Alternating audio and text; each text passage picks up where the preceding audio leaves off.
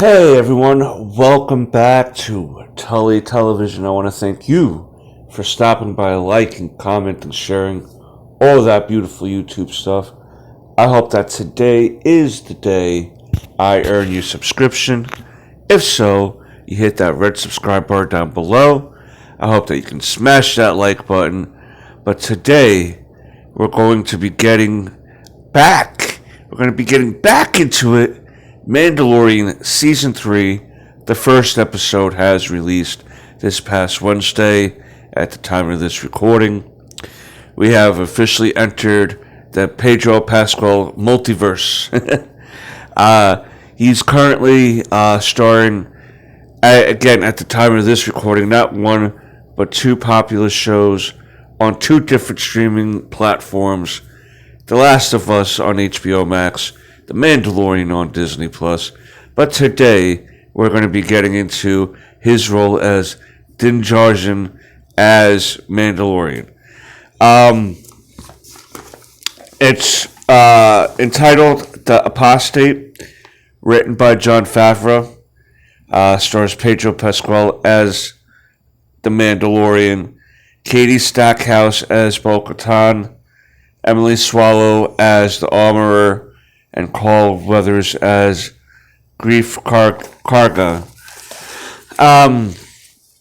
We pick up on the new headquarters of who we've been following, the sect of Mandalorians, with the Armorer creating a helmet for a new young Mandalorian coming into the fold.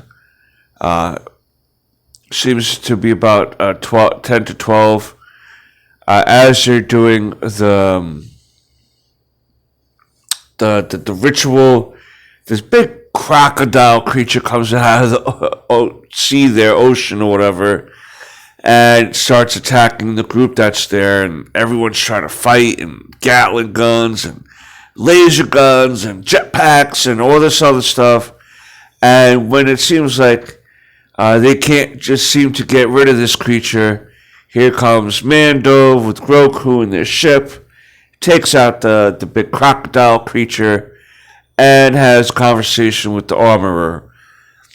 She explains to him that he will remain outcasted, even with him saving the day, until he can purify himself in the waters of Lake Kinamaka, whatever the prince would say. He has to bathe himself in the waters of the planet Mandalore, in a certain set of springs that seems to not be accessible anymore. And because they're not accessible, there's no way to redeem himself. But he said that if I am able to improve it, you have to still accept me in because this is the way. And she says, this is the way. Basically meaning, if you could do that, that will be the only way we allow you back into the fold. Even though he still has the dark saber. But he's still, even though he's come across different versions of Mandalorians, he's still very worried about living the way he was trained and taught. He's very much about living the way, so to speak.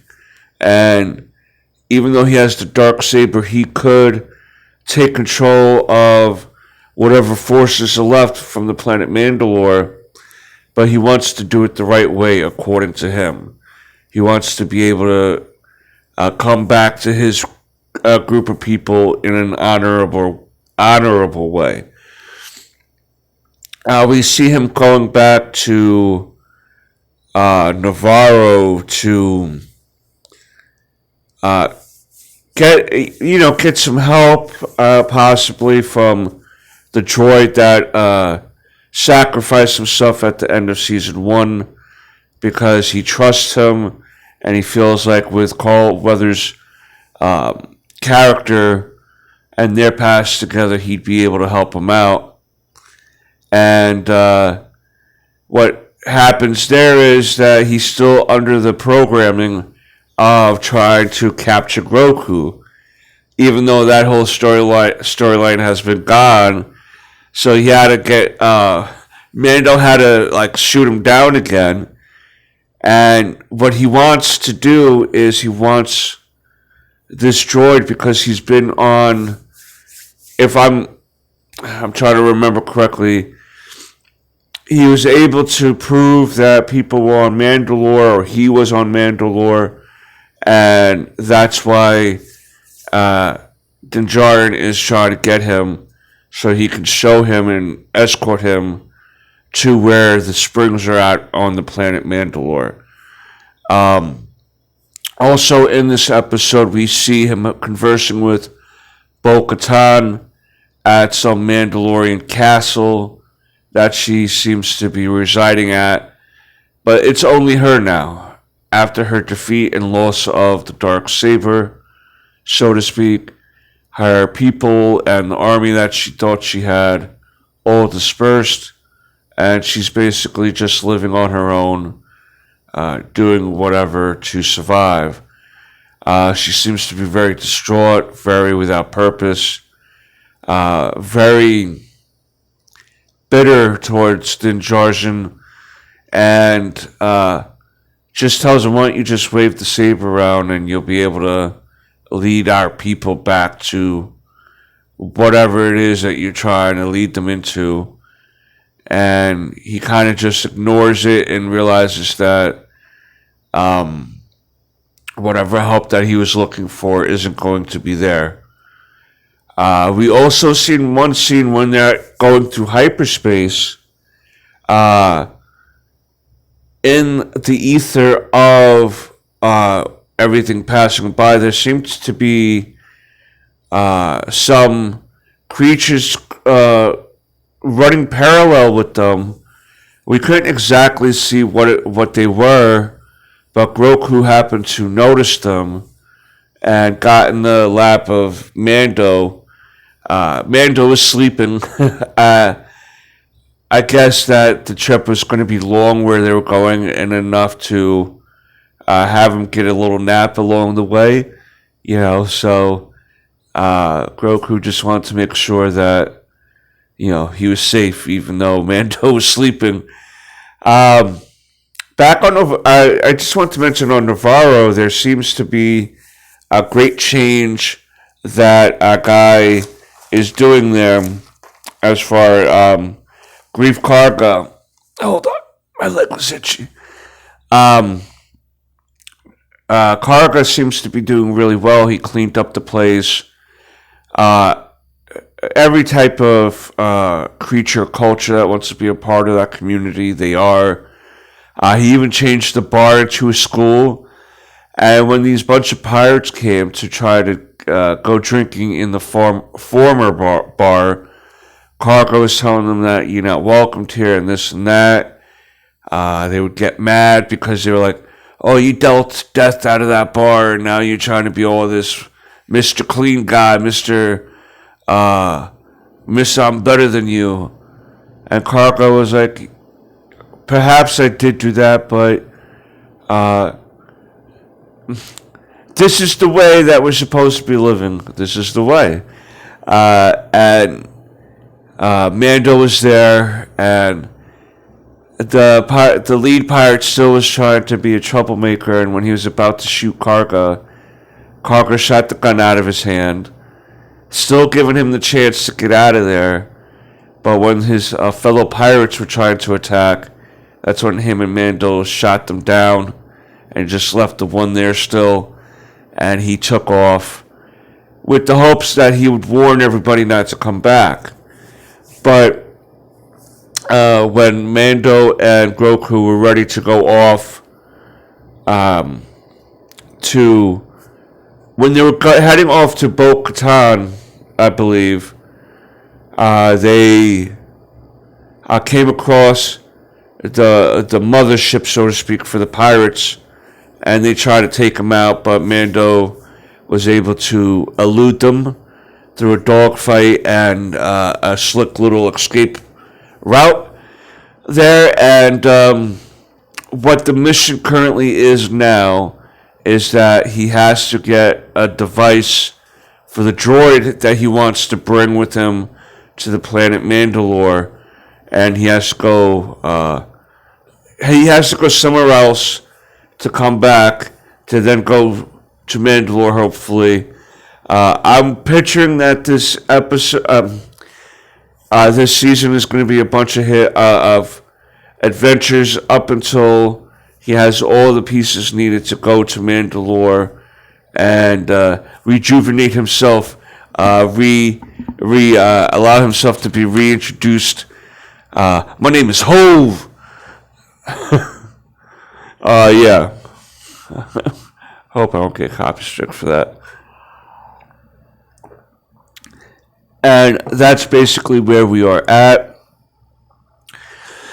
I will say that this was a good start to the season. It laid down establishing lore on what happened before. It's setting up things for the future. We also learn what happened to Cara Dune in this episode. She was recruited into special forces for the new government. So that's an easy explanation on where she went, and leaving it open for Gina to come back.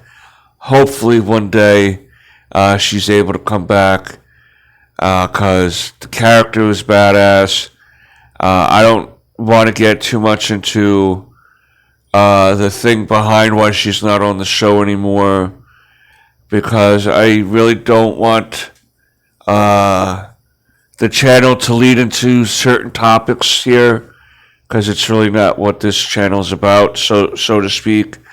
I want to just leave it to reviews on whether the writing or the acting or whatever part of the movie was good or not good. I want to stick with that as opposed to why, or like, instead of leaning into political ideologies that actors or directors or other people may be into.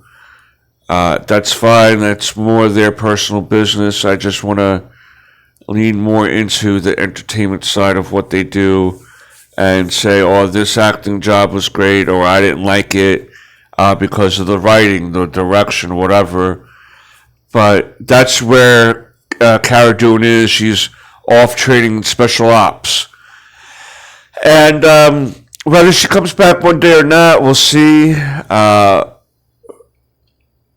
don't know if we'll see Luke Skywalker again, to be honest with you. We may see Ahsoka. We may see Ezra in this season. We'll see. We may see more Bo-Katan. I was a little upset that Sasha Banks wasn't there doing her little character, or I should say Mercedes Moné, now as she's known in New Japan Wrestling. But yeah, it was a good episode, good start. I'll give this episode an 8 out of 10. It wasn't the best episode of the whole series, in my opinion, but it was a really good episode. Again, looks great, setting up new stories, and we'll see how the rest of the season goes. I want to thank you all for stopping by, though. It really means a lot to us here at Tully Television. I do hope that we can earn that subscription. You hit that like button down below. It helps us get into the algorithm, into the recommended list, so we can help grow our community here at Tully Television. Again, thank you all. And until next time, peace, Snookums.